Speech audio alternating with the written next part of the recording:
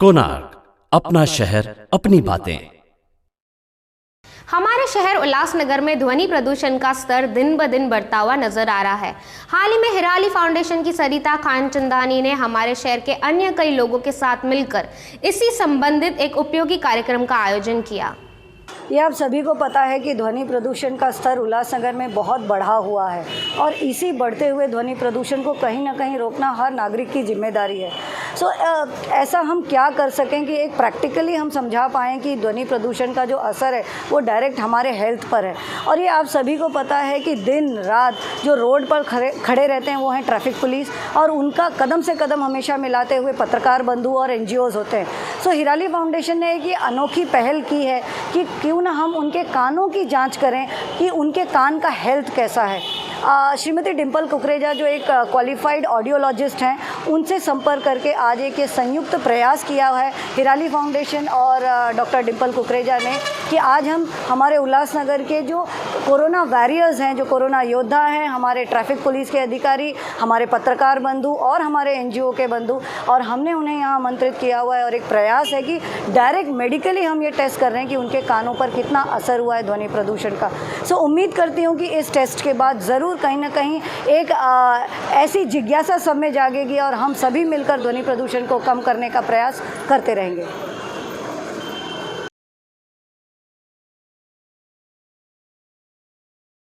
उल्लासनगर के विभिन्न स्थानों में परिवेश शोर स्तर यानी कि एम्बियंस नॉइज लेवल्स का मूल्यांकन करने के लिए CSIR नीरी द्वारा अध्ययन और मात्रात्मक रूप से परीक्षण किया गया था। उल्लासनगर थाने जिला महाराष्ट्र राज्य के कोंकण विभाग में स्थित है। बेस मैप की मदद से शोर की निगरानी के लिए विशेष स्थानों की पहचान की जाती है।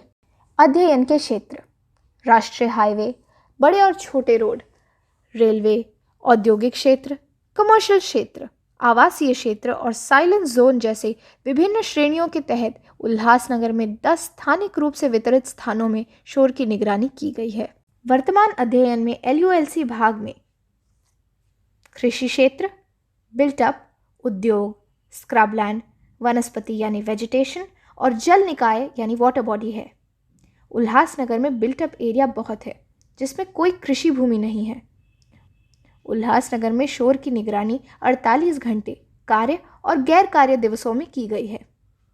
शोर का स्तर निर्धारित कानूनी शोर सीमाओं से बहुत अधिक पाया गया है। 10 शोर निगरानी स्थानों को विभिन्न क्षेत्रों के तहत वर्गीकृत किया गया था। कार्य और गैर कार्य दिवसों के लिए दिन के समय शोर का स्तर रात के स्तर से अधिक पाया गया।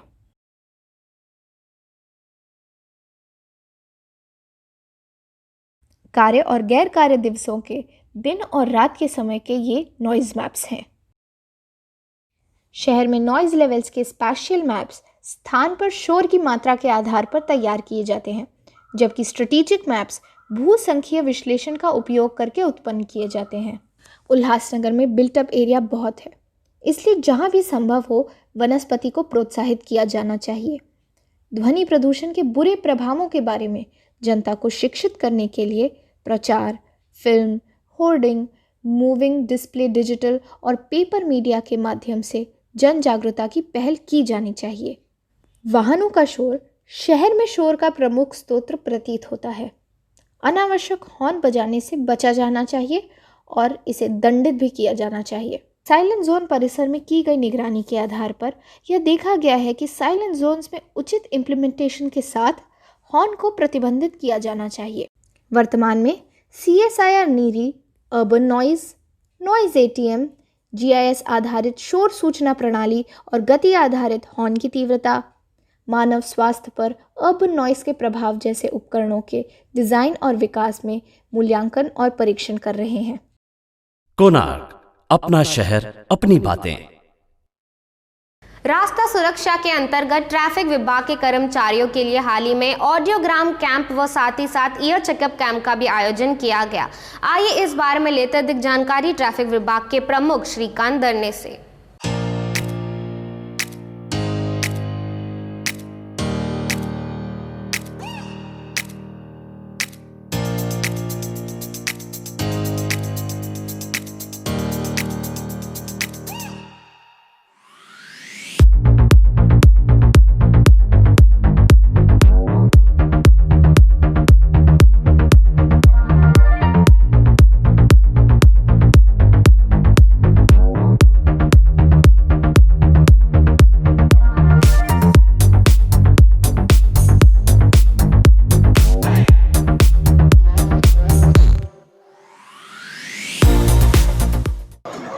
सबसे पहले मैं उल्लासनगर वासियों को नए साल की शुभकामनाएं देता हूं।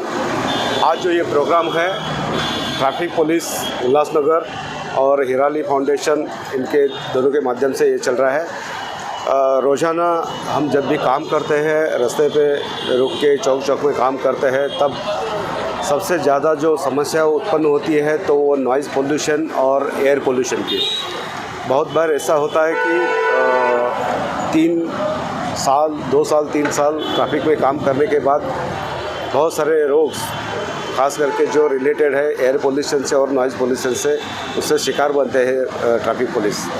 आज का ये जो विषय है कि रास्ता सुरक्षा अभियान के अंतर्गत ये प्रोग्राम है। हमारे सभी जो ट्रैफिक के अमलदार हैं उनका, और बाद में यही प्रोग्राम थोड़ा सा एक्सटेंड करने वाले हैं कि उनका चेकिंग कर रहे हैं, एयर का चेकिंग, कि ऑडियोग्राम के माध्यम से कि उनकी हेयरिंग कैपेसिटी कितनी है और क्या क्या प्रिकॉशन लेना चाहिए, इसके बारे में उनको अवगत करके कुछ लेक्चर्स और सेमिनार के माध्यम से कर रहे हैं।